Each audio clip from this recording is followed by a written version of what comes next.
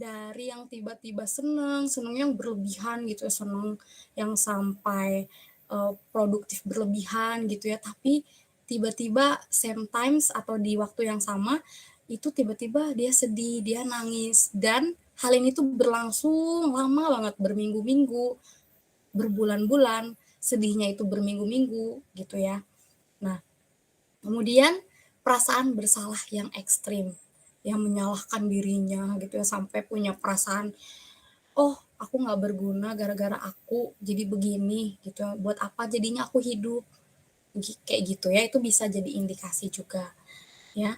Terus nih, mengalami gangguan makan, nggak mau makan, memuntahkan makanan ya, menggunakan obat pencahar supaya makanannya keluar lagi, biar apa? Biar berat badannya turun. Ini biasanya terjadi di anak perempuannya karena di remaja tuh juga, isunya adalah tentang self image, tentang gambaran diri. Di mana masyarakat sekarang itu membentuk sebuah, apa ya, standar gitu ya, kalau misalnya lo cantik berarti lo kurus, lo cantik, lo putih, lo tinggi. Nah, self image itu kadang yang membentuk, eee, perspektif kita gitu ya, perspektif kita sebagai remaja yang masih labil ini untuk punya pandangan kalau kalau gue cantik berarti gue harus kurus, ya. Kalau kayak gitu, lama-lama kalau kita biarkan gitu ya, kita nggak bisa mengelola informasi itu dengan baik, dengan bijak, akhirnya apa? Akhirnya gangguan ini, gangguan makan. Ya kalau lama-lama dibiarkan gitu ya, nggak ditangani dengan serius, jadinya apa? Jadinya mental disorder nanti, jadinya gangguan mental. Jadi anoreksia gitu, jadi, bulimia gitu-gitu ya. Terus terakhir nih, memiliki pemikiran bunuh diri. Ini sih gongnya ya teman-teman. Jadi kalau udah punya pemikiran seperti ini udah harus cepat-cepat untuk dibawa ke tenaga profesional, ya. Jadi ini semua sebagian dari gejala-gejala mental gitu ya, yang tidak sehat yang umumnya terlihat. Nah, inilah yang terjadi teman-teman kalau kita nggak bisa menjaga kesehatan mental kita. Yang di mana gejala-gejala ini nantinya lama-lama itu istilahnya kayak bom waktu gitu ya. Dipendem dipendem gitu ya, denial gitu ya, nggak peduli, lama-lama meledak gitu ya pas kalian udah dewasa gitu ya, jadi mental disorder nanti. Ya, akhirnya teman-teman bisa terkena gangguan mental, yang pastinya kalau udah kena gangguan mental teman-teman, itu pasti bisa menurunkan kualitas hidup dan bisa berpengaruh sama aktivitas teman-teman sehari-hari. Lantas kenapa juga ya kita harus menjaga kesehatan mental? Emang apa sih dampaknya buat kita? Penting nggak sih gitu kita bisa menjaga kesehatan mental? Nah, ini dia ya teman-teman. Kita bisa lihat dampak positif kesehatan, punya kesehatan mental yang baik. Ini Kak Gita ngambil poin-poinnya aja yang penting, yang harus di-highlight sebagai, kaum remaja, gitu ya. Yang pertama teman-teman, kalau kita punya kesehatan mental yang baik, kita bisa menghadapi tantangan hidup dengan lebih baik. Artinya, kita nantinya punya kemampuan untuk mengatasi, untuk menangani, dan beradaptasi dengan berbagai kesulitan, berbagai rintangan, dan juga perubahan yang terjadi di dalam hidup kita, ya. Karena apa? Kedepannya kan kita pasti akan mendapati tantangan-tantangan, ya, mendapati kesulitan-kesulitan, masalah hidup, gitu ya, beban hidup. Nah, kalau kita punya kesehatan mental yang baik, nantinya kita punya, eee, tembok gitu ya, atau punya fondasi yang kuat supaya kita tetap dalam pathway yang baik gitu ya. Nah, kemudian menjalin hubungan yang sehat dengan orang lain. Ya, hal ini apa? Artinya hal ini ketika kita punya mental health yang baik, punya kesehatan mental yang baik, nantinya kita punya kemampuan untuk membina interaksi yang positif. Bisa saling menghormati, bisa saling mendukung satu sama lain gitu ya, termasuk di keluarga, teman-teman kalian di sekolah, rekan kerja kalian kalau kalian nanti bekerja, dan juga pasangan. Ya, karena di usia remaja juga kalian udah mulai nih tertarik ke lawan jenis, mulai semakin pengen kenal lebih jauh gitu ya. punya hubungan yang romantis kayak gitu. Dan terakhir adalah meraih kualitas hidup yang lebih baik. Artinya apa? Kalau kita punya kesehatan mental yang baik, teman-teman, kita nantinya punya usaha, punya keinginan untuk memiliki hidup yang lebih sejahtera di berbagai aspek kehidupan ya. Jadi nggak cuman kesehatan mental kita yang kita jaga, tapi juga segala lini gitulah ya di fisik kita secara fisikal ya. Jadi kita punya kesadaran kalau kita tuh harus hidup sehat. Di kognitif ya, kita pengen selalu berusaha untuk punya prestasi yang baik gitu ya. Sehingga nantinya teman-teman bisa lebih puas sama hidup teman-teman yang sekarang, yang dulu maupun yang akan datang gitu ya. Lebih bahagia gitu ya, lebih apa ya, lebih puas aja gitu. Jadi bahasa sekarang tuh kayak punya positive vibes gitu. Nah, next ini yang bagian yang terpenting adalah mengenali sumber tekanan dan stres pada remaja. Tadi di awal tuh Bu Ana bridging-nya itu udah baik sekali ya teman-teman. Itu tuh rangkuman materi gitu yang mau saya sampaikan gitu ya hari ini ke teman-teman sekalian. Jadi kita akan mengenali sumber tekanan dan stres pada remaja gitu ya. Nanti kalian bakal relate, bakal oh iya ya gitu, gini gening gitu ya. Nah, jadi gini teman-teman, di dalam sedikit ilmu ya tentang psikologi, dalam ilmu psikologi itu kita memandang setiap individu itu punya tahapan perkembangan. Mulai dari anak-anak nih ya, gambar ini masih bayi gitu ya, kecil-kecil, sampai dengan nanti lanjut usia. Termasuk di dalamnya ada tugas perkembangan gitu ya. Begitupun juga dengan teman-teman sekalian di remaja seusia kalian juga punya tugas perkembangannya masing-masing. Seperti apa itu? Kita lihat di slide selanjutnya. Nah, ini dia. Tadi Bu Ana juga sempat menyinggung ya, remaja itu merupakan masa transisi, teman-teman. Transisi dari mana? Dari masa kanak-kanak ya, menuju dewasa. Di mana tadi juga udah disebutkan sama Bu Ana kalau kalian memperhatikan ya, bahwa ketika masa transisi ini ada perubahan-perubahan yang terjadi. Ya, jadi perubahannya ada perubahan fisiologis ya, secara fisik kalian berubah gitu ya. Kemudian kognitif ya, pemikiran dan lain-lain, dan sosio-emosional. Di mana tugas utama dari masa remaja itu adalah persiapan menuju dewasa. Wah, ada kan ya sekarang kayak takut tambah dewasa gitu, nggak mau dah gue jadi dewasa gitu ya. Padahal waktu kecil sama nggak sih kalian kayak pengen cepet kuliah gitu, pengen cepet SMA gitu, tapi pas udah SMA pengen jadi anak kecil lagi, kayaknya rasanya kagak ada beban gitu ya. Tapi inilah yang harus kita hadapi teman-teman sebagai seorang manusia gitu ya. Nah, tentunya di masa transisi itu bagi seorang remaja itu nggak mudah. Pasti kalian relate nih ya bagian ini. Banyak sekali tantangannya. Nih ya, ilustrasinya di mbak-mbak ini ya. Mbak-mbak ini kayaknya pusing banget, banyak pikiran gitu ya, banyak ngebatin gitu ya.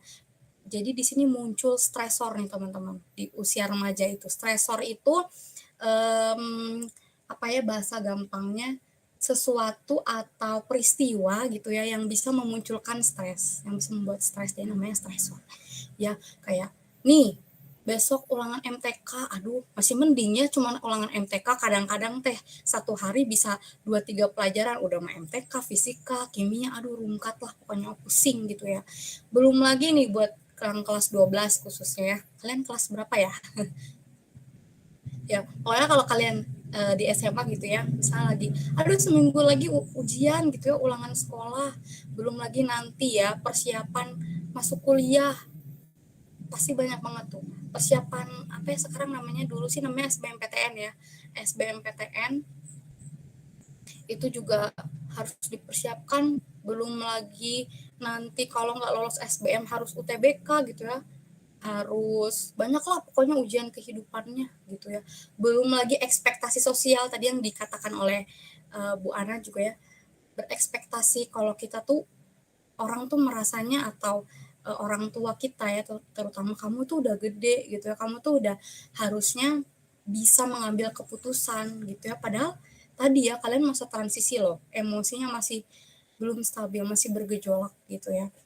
Nah, Terus belum nih ya, mama papa bilang harus masuk PTN, aduh liar gitu ya, jadi beban keluarga gitu ya, sulit. Nah relate gak nih teman-teman? Capek ya rasanya, masalahnya nggak habis-habis. Nah kenapa? Nah memang pada dasarnya ya, kalau masa remaja itu di dalam psikologi itu disebut dengan masa storm and drop, topan dan badai. Ngeri ya, udah topan, badai lagi, double kill gitu.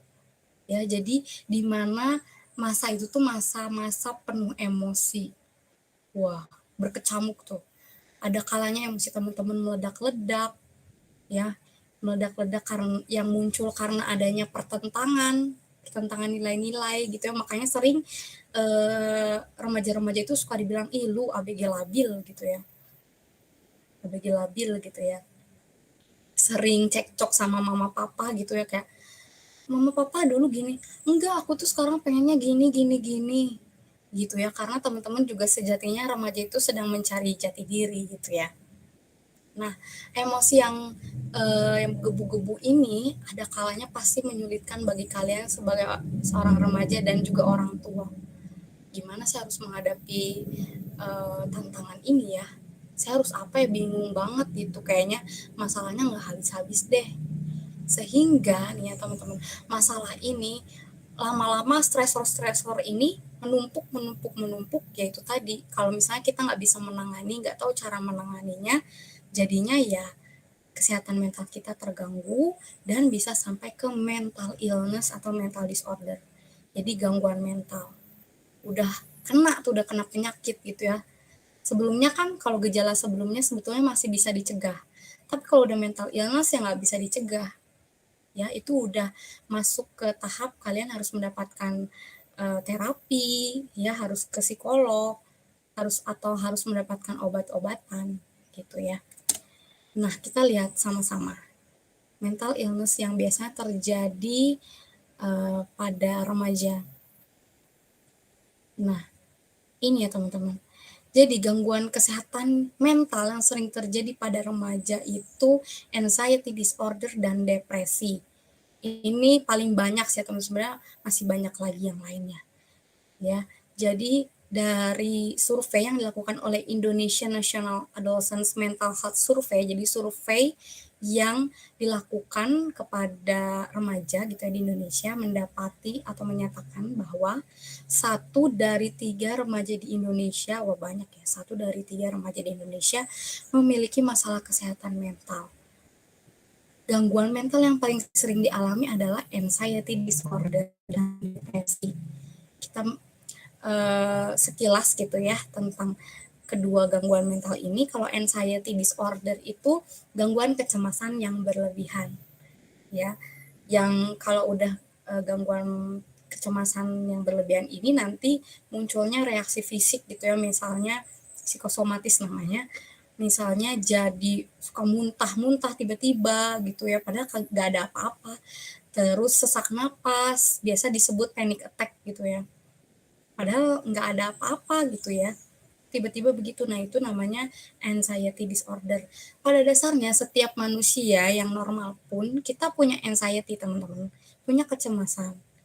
Sama kayak Kak Gita juga barusan anxiety gitu ya, nyiapin materi, kayak pikir kalau aduh bisa nggak ya teman-teman, ngerti gak ya sama apa yang aku omongin, tersampaikan nggak ya pesannya.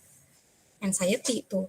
Cuman kalau anxiety yang masih di ambang normal, ya kita bisa kembali lagi, kita bisa rilis gitu ya. Kita tahu gimana cara nanganinnya. Gitu ya. Kemudian ada depresi ya, teman-teman udah sering denger ya depresi. Depresi itu nggak hanya kayak jadi yang di pinggir jalan gitu ya, nggak pakai baju gitu ya. Enggak ya teman-teman, depresi itu sih udah schizophren ya. Depresi itu ada yang minor, ada yang mayor gitu ya. Jadi misalnya teman-teman depresinya tuh ngurung diri di kamar, nggak minat untuk aktivitas apapun dalam jangka waktu yang lama ya, berminggu-minggu, berbulan-bulan ya. Kalau misalnya cuma sehari sih itu mah namanya mager ya. Kayak kita juga sering mager sih gitu ya. It's okay gitu ya. Tapi kalau perasaan itu terjadinya selama berminggu-minggu, berbulan-bulan nggak selesai-selesai, nah itu harus segera ditangani, ya. Nah, oleh karena itu nih teman-teman, sebagai seorang remaja, langkah apa sih yang bisa kita lakukan untuk kita bisa menjaga kesehatan mental kita, ya. Teman-teman pilih deh, mau menjaga atau mau mengobati? Pastinya mau mencegah dong ya, menjaga dong ya, supaya kita nggak kena mental illness. Nah, ini dia caranya. Ini dia tips mengatasi gangguan kesehatan mental. Ini beberapa dari sekian banyaknya tips yang menurut Kak Gita sangat penting dan Kak Gita highlight ya untuk teman-teman semua sebagai seorang remaja. Pertama adalah mencintai diri dan kehidupan. Ya, bisa diawali dengan namanya self acceptance. Ya, bahasa psikologinya. Bahasa yang sehari-harinya itu penerimaan diri. Jadi kita bisa menerima semua hal, baik itu yang positif atau yang negatif yang ada pada diri kita. Entah itu penerimaan kita tentang keadaan fisik sampai kemampuan yang ada dalam diri kita. Setiap orang kan kita sering dengar ya, kan kita punya kelemahan dan kelebihan gitu ya. Kalau kita mau ngelamar kerja atau kita mau ikut organisasi nanti ya, kalau teman-teman kuliah pasti ditanya tuh, kelemahan dan kelebihan kamu apa gitu ya. Nah, sadari bahwa teman-teman tuh punya hal yang baik maupun hal yang buruk, gitu, sisi positif dan sisi negatifnya. Gitu ya. Kemudian kedua, mengenal dan menerima permasalahan hidup. Melanjutkan dari yang sebelumnya ya.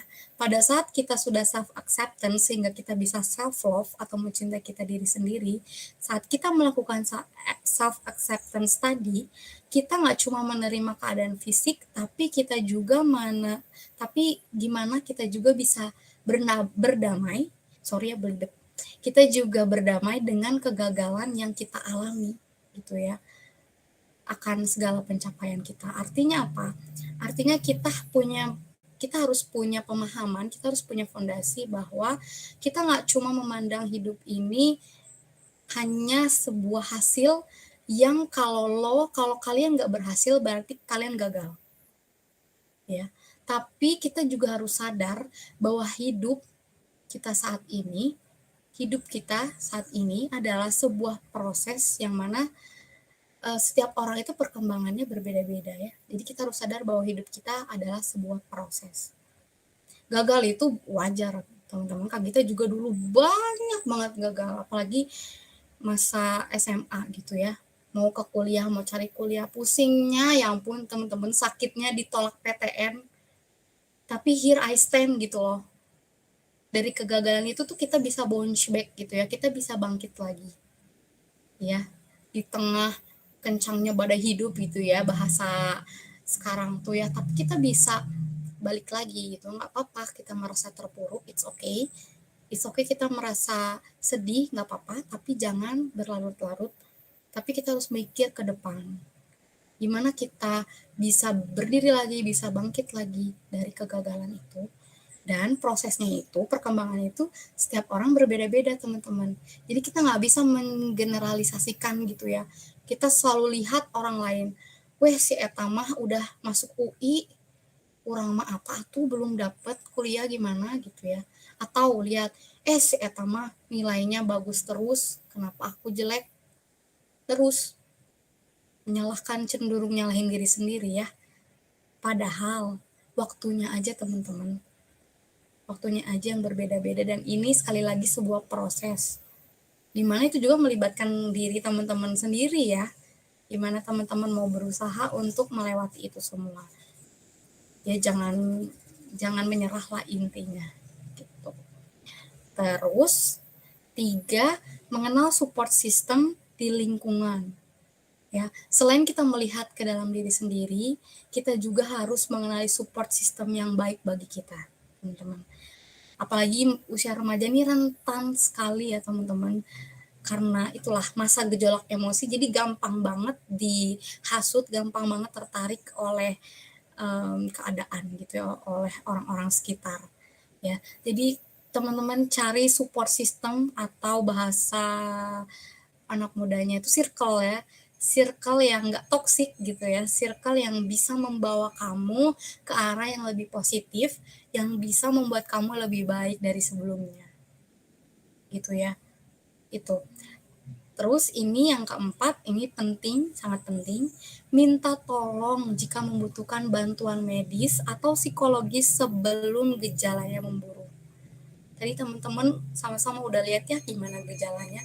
Kalau teman-teman merasa, aduh ini kayaknya udah gak beres nih, ya ini udah berlangsung berlarut-larut, itu udah lama banget sakitnya gitu rasanya, langsung teman-teman jangan ditunda. Gitu ya. Nah, biasanya seperti kata Bu Ana tadi di awal, stigma masyarakat tentang mental illness gitu ya, itu cenderung buruk gitu ya. Kalau sekarang sih sebagian besar udah paham gitu ya. Banyak juga di platform-platform di media sosial yang menyuarakan tentang mental illness, tapi masih ada nih yang pikirannya masih kuno gitu ya, kayak, ih kamu ke psikolog berarti kamu gelo ya. Enggak gitu ya. Begitu ya teman-teman. Justru kita ke psikolog itu untuk mencegah sebelum semuanya terlambat. Sebelum semuanya semakin memburuk. Ya, kayak tadi anxiety disorder, depresi gitu kalau pada remaja. Kalau teman-teman udah kena itu, sulit untuk beraktivitas. Ya, apalagi kalau udah harus dibantu dengan obat-obatan, itu tuh obat-obatannya harus teman-teman minum setiap hari seumur hidup. Gitu ya. Enaknya teman-teman minum obat kadang satu ge sok kahararese gitu ya anak-anak mah, apalagi seumur hidup gitu ya. Jadi teman-teman kita mulai dari diri kita sendiri gitu ya, terus kita tebarkan ke orang lain, hilangkan stigma buruk itu ya. Cepat-cepat minta bantuan ke tenaga profesional ya, ke tenaga profesional, bisa ke psikolog gitu ya. Kalau misalnya nanti teman-teman memang harus dibantu dengan obat-obatan, itu bisa dirujuk ke psikiater nantinya ya, bisa dibantu dengan obat-obatan. Nah, untuk teman-temannya juga kalau ada teman yang punya indikasi gangguan mental atau bahkan udah terdiagnosis punya gangguan mental, jangan malah dijauhin, jangan malah, ih si amit-amit katanya gitu. Gitu ya. Gak mau deket-deket sama itu, nanti takut ketularan. Gak gitu ya teman-teman ya. Tolong banget kalau punya teman atau siapapun yang kita jumpai punya diagnosa mental illness, mental disorder tuh justru harus kita temani. Justru kita harus menjadi lingkungan yang positif supaya apa? Supaya gejalanya nggak sering kambuh. Kita nggak sering ke trigger gitulah ya. Seperti itu. Dan terakhir, jangan lupa berdoa dan bahagia. Kenapa sih gitu ya? Ini udah sering sih. Kalau kamu kena misalnya kena gejala kesehatan mental gitu ya, doa aja yang banyak gitu ya. Ya betul sih, ya cuman nggak juga berdoa terus gitu ya, nggak cuman dengan doa, tapi dengan ya tips-tips yang lainnya ini gitu ya. Kenapa? Karena dengan berdoa kita ternyata ya, kita bisa mendapatkan dukungan emosional. Jadi doa itu bisa menjadi cara kita untuk berbicara gitu ya tentang perasaan, tentang kekhawatiran-kekhawatiran kita kepada sesuatu yang lebih besar atau kekuatan rohaniah yang akhirnya bisa membantu kita untuk rilis, bisa meredakan stres dan kecemasan kita ya, sehingga kita bisa sehat mental. Ya, jadi semua ini teman-teman penting banget. Ini tuh bagi saya buat Kak Gita itu fondasi untuk kita bisa lebih sehat mental. Begitu ya teman-teman. Dan ini adalah akhir dari materi yang Kak Gita sampaikan. Nanti kalau teman-teman mau bertanya silakan ya. Nah, ini ada quotes, iya, dari Bill Clinton. Ini bahasa Inggris ya, agak nggak bisa bahasa Inggris, it's okay gitu ya. Secara bahasa Indonesianya itu kurang lebih seperti ini. Penyakit mental bukanlah hal yang memalukan, namun stigma dan prasangka itulah justru yang memalukan kita semua. Bersama-sama kita akan mengganti stigma dengan penerimaan, ketidaktahuan dengan pemahaman, ketakutan dengan harapan baru untuk masa depan kita bersama. Oleh karena itu teman-teman, di sini Kak Gita dan juga pihak sekolah pastinya pengen mengajak teman-teman semua untuk mematahkan stigma tersebut, ya lebih aware, lebih peduli terhadap kesehatan mental kita sendiri, dan kita juga ayo kita bangun empati kepada orang lain Dan ingat juga ya teman-teman bahwa menjaga kesehatan mental itu tugas bersama, tugas kita bersama dan memerlukan kolaborasi dari berbagai pihak. Ya, dari keluarga, dari sekolah, dari komunitas dan dari seluruh masyarakat secara keseluruhan. Nah, dengan bahu-membahu, kita akhirnya nantinya mudah-mudahan bisa menciptakan perubahan yang positif, bisa menciptakan lingkungan yang lebih positif, yang berarti dalam kehidupan kalian, kehidupan teman-teman, kehidupan kita semua sebagai para remaja. Oke, begitu saja yang bisa saya sampaikan, teman-teman. Kurang lebihnya saya memohon maaf dan salam sehat untuk kita semua.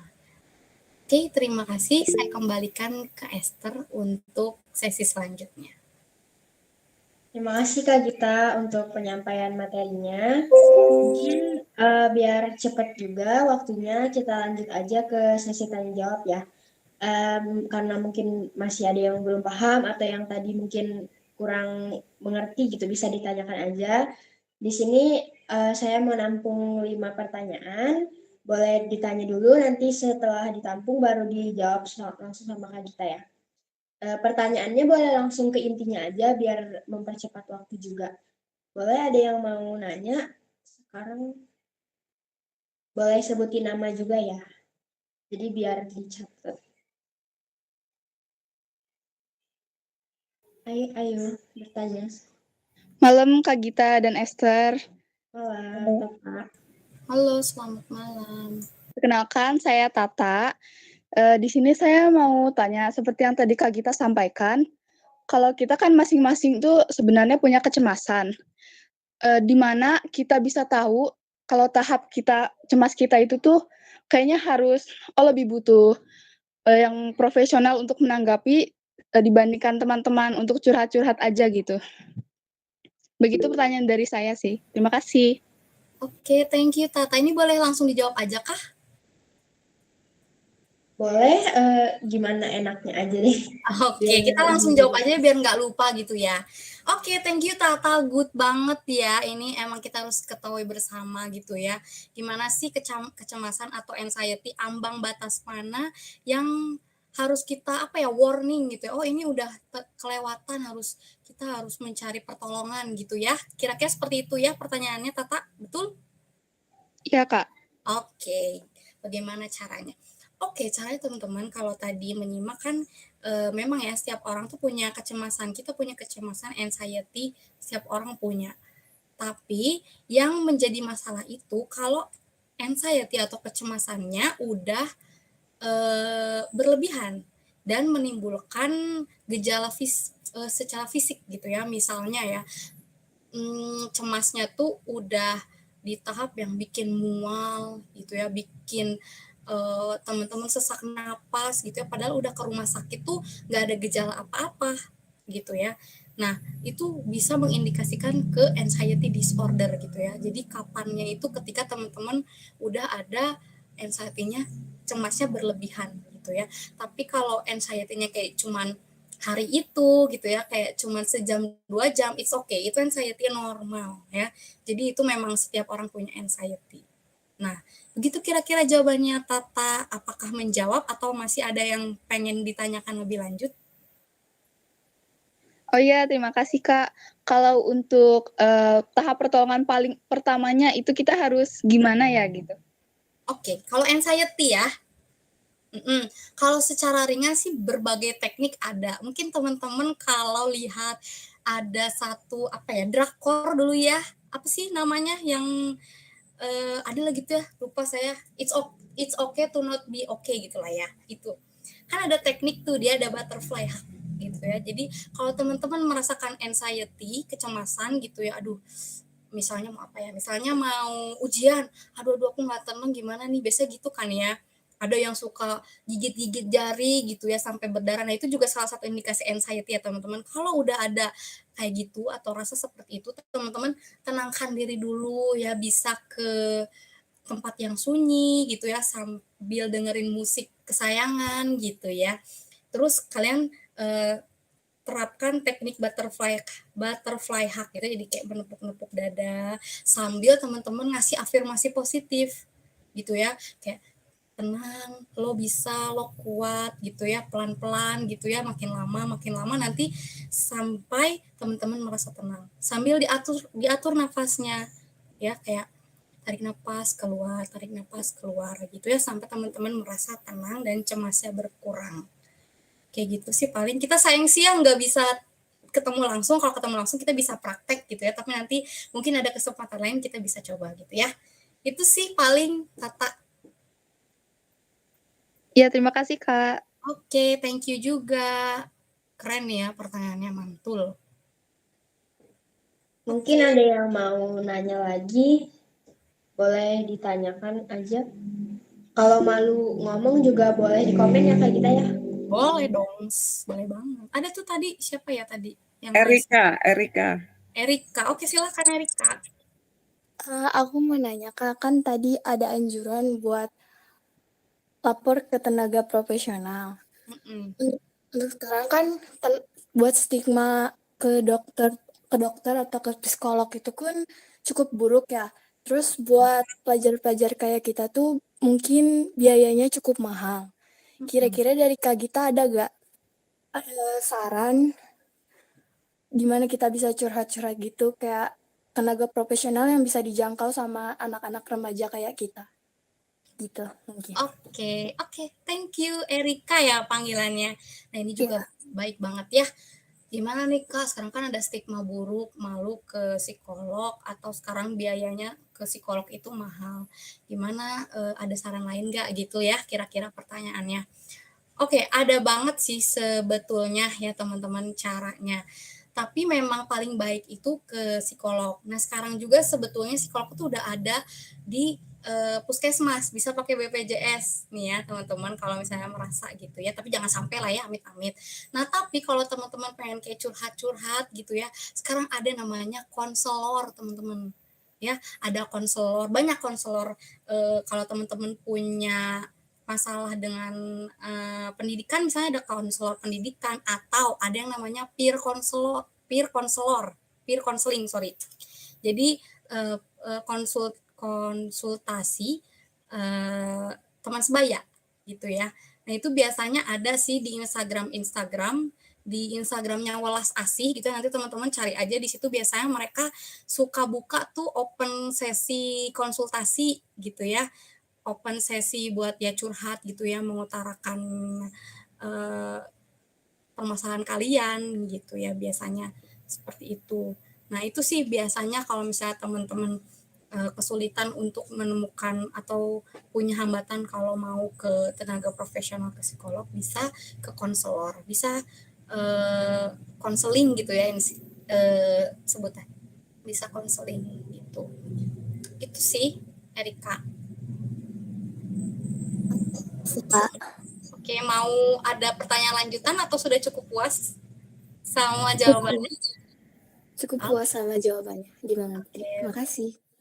Gitu ya, teman-teman. Oke, sama-sama. Mungkin ada lagi yang mau nanya, kan di sini kita buka 5 sesi pertanyaan. Masih ada 3 pertanyaan lagi, boleh ditanyain sama teman-teman semua. Yang cowok dong, cewek melulu dari tadi nih, mana nih kejantan? Cowok keluar. Biasanya cowok juga banyak nih ininya, permasalahannya, nggak cuma cewek ya.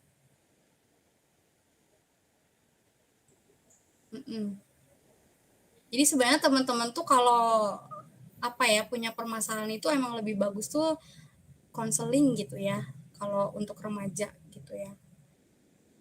Nanti kalau misalnya sekolah memfasilitasi gitu ya teman-teman untuk konseling, ya Bu Ana ya, nanti bisa kita buka sesi konseling, boleh ya. Tuh, halo Pak Felix. Halo Pak Felix. Selamat datang Pak. Terima kasih Pak. Ya Bu, belum open mic kayaknya Pak, masih di silent. Jadi bisa yang ngundang Kak Gita, misalnya kalau ada masalah, saya minta bantuan Kak Gita via WA atau mungkin Of course Ibu, dengan senang ya. hati, Terima boleh. kasih. Oke, terima kalau kasih. ada yang mau curhat atau ada yang mau konseling, boleh minta kontak Kak Gita di Bu Ana gitu ya. Terima kasih Kak Gita. Ayo ada lagi yang mau bertanya? Tadi si Niko kalau nggak salah yang angkat tangan. Niko, oke. Niko Tirta.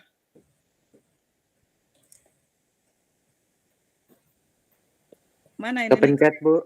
Oh, Kepencet ya. Gak jadi nih Niko nih. Yang benar. Oh ada tuh tadi. Siapa itu?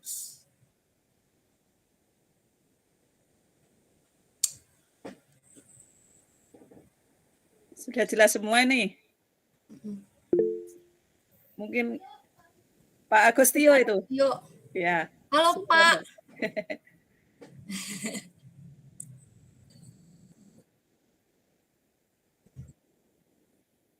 Halo Pak.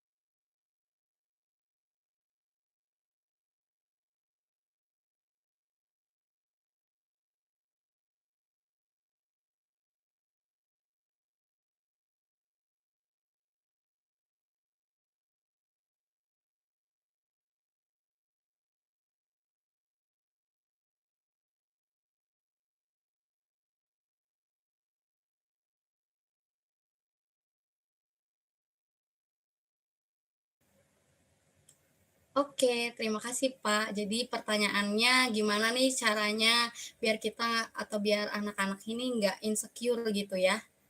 Pertanyaannya Pak, kurang lebih gitu ya. Oke.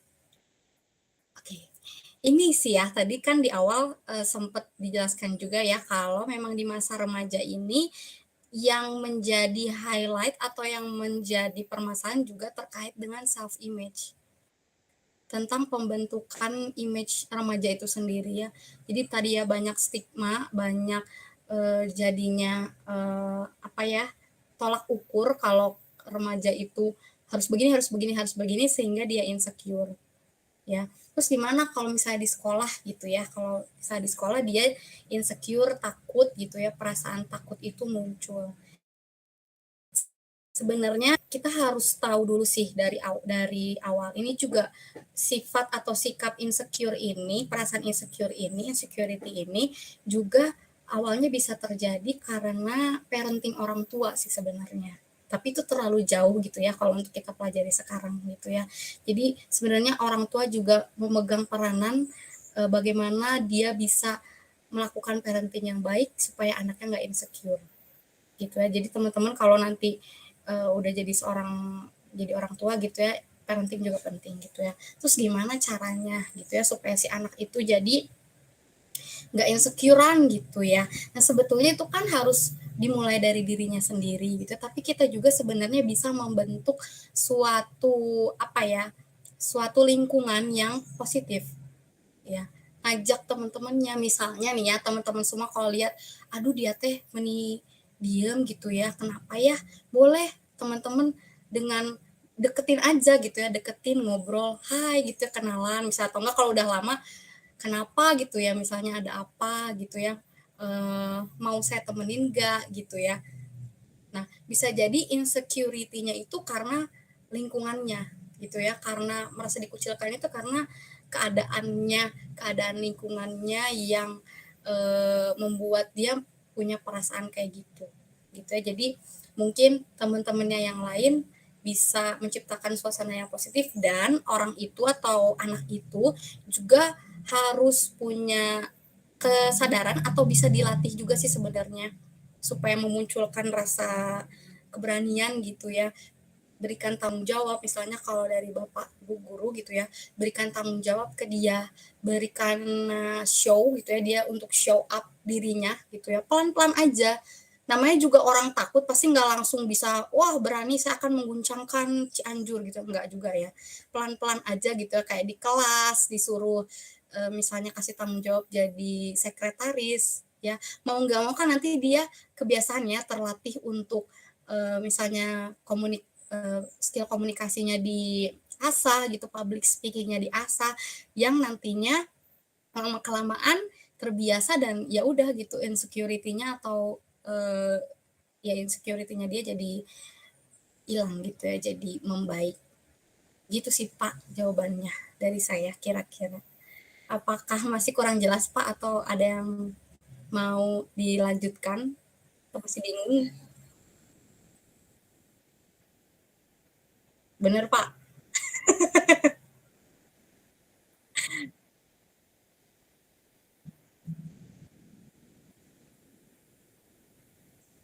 Yes, parenting ya Pak, iya. Saya juga gatel sih sebenarnya mau ngomong, cuman kayaknya bakal jadi panjang ceritanya gitu ya, nanti kita next session aja.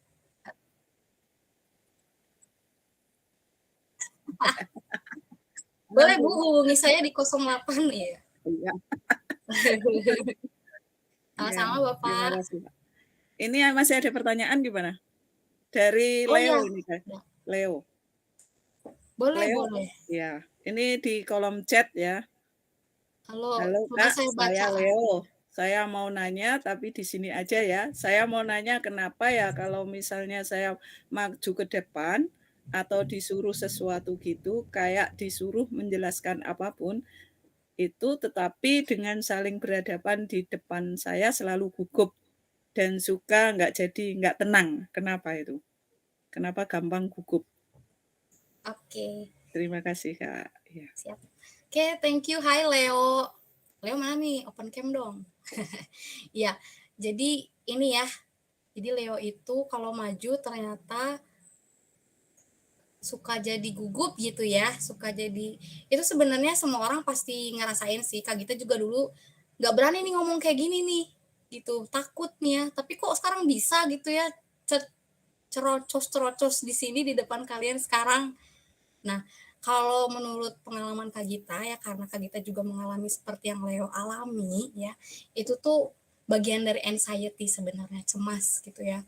Kan jadi gugup tuh. Nah, itu gugup itu respon fisiologisnya tuh ya, jadi gugup gitu. Nah, caranya atau kenapanya ya itu karena tadi ya kamu punya apa ya, mungkin kamu punya negative thinking gitu ya, atau berpikir yang enggak dulu nih sebelum mencoba gitu ya, punya ketakutan tertentu padahal mah nggak apa-apa gitu ya, padahal mah kalau belum tahu, kalau belum mencoba kan nggak tahu gitu ya, kita gagal atau enggak. Jadi mungkin sarannya gitu, kalau Leo minta sarannya bisa gitu ya belajar pelan-pelan gitu ya. Belajar pelan-pelan, Kak Gita juga nggak sekonyong-konyong bisa ngomong di sini sih sebetulnya gitu ya. Perlu banyak banget latihan gitu ya, sehingga akhirnya berani buat ngomong di depan teman-teman semua gitu ya. Jadi dimulai dari diri sendiri gitu ya. Kalau maju ke depan coba terapin tuh teknik yang tadi tuh, butterfly hug gitu ya. Terus relaksasi gitu ya sendiri. Jadi atur napasnya, coba tenang, coba jangan dipikirin tuh pemikiran-pemikiran yang bisa membuat Leo gugup ya. Bilang aja gitu ya. Ngomong aja, kasih afirmasi positif sama diri sendiri. Kalau gue bisa, gue nggak akan gugup, cobain deh kayak gitu ya, pasti akan lebih baik gitu ya. Memang nggak akan langsung bisa gitu ya, pelan-pelan aja, asalkan sering dilakukan. Menurut Kak Gita itu bisa, dan ya kalau Kak Gita selama ini menerapkannya kayak gitu sih. Oke, itu sih Leo. Apakah terjawab atau masih ada yang mau ditanyakan? Masih penasaran?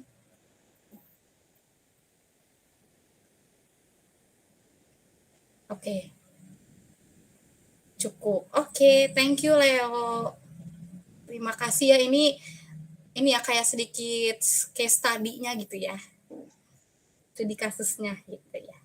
Oke. Mungkin masih ada satu pertanyaan lagi, tapi ini udah lebih dari jam 8. Ada yang mau nanya lagi atau kita cukupkan di sini?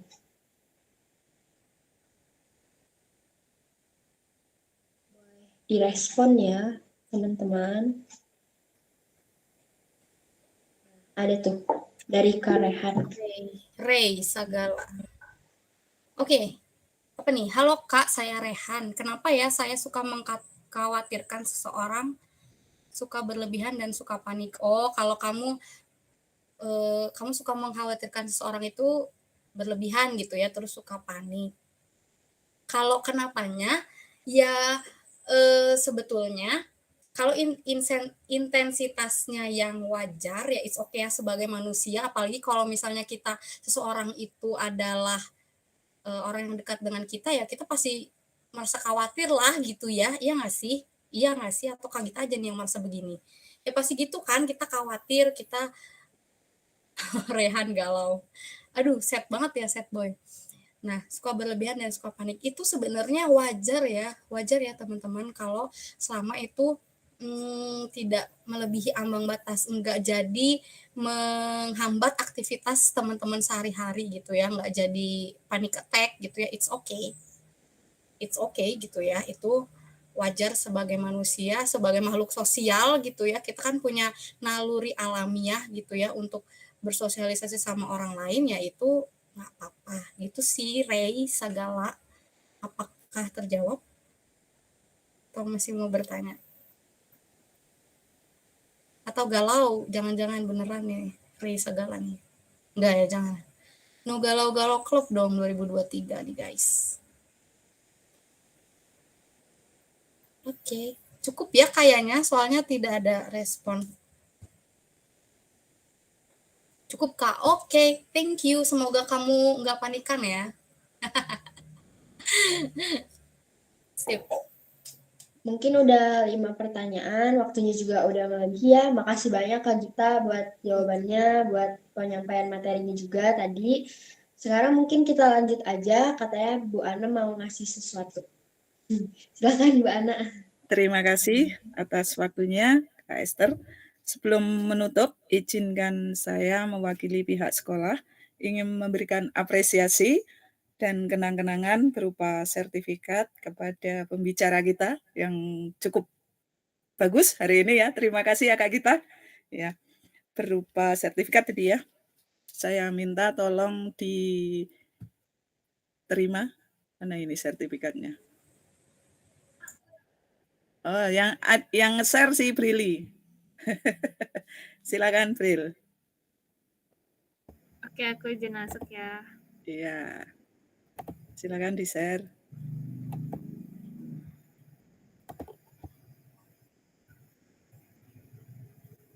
Ya. Mohon diterima ya Kak ya. Sebagai pembicara terbaik kita. Terima kasih atas waktunya. Terima kasih kembali. Saya juga mengapresiasi setinggi-tingginya kepada sekolah ya Ibu karena sangat aware, sangat memperdulikan masalah kesehatan mental ini. Semoga kita semua bisa belajar bareng-bareng dan mengaplikasikannya nih teman-teman di kehidupan sehari-hari. Ya. Terima kasih Bu dan semuanya.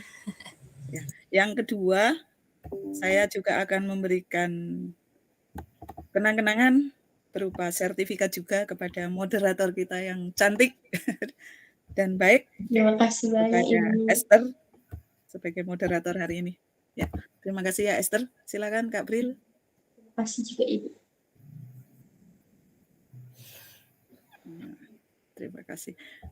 Sertifikat bisa diambil besok atau mungkin juga kapan-kapan atau mungkin dalam bentuk file saja Kak. Boleh Bu di PDF-kan aja ya. Oh ya, ya siap. Oke. Terima kasih. Begitu aja, saya kembalikan ke moderator. Selamat malam. Terima kasih banyak Ibu.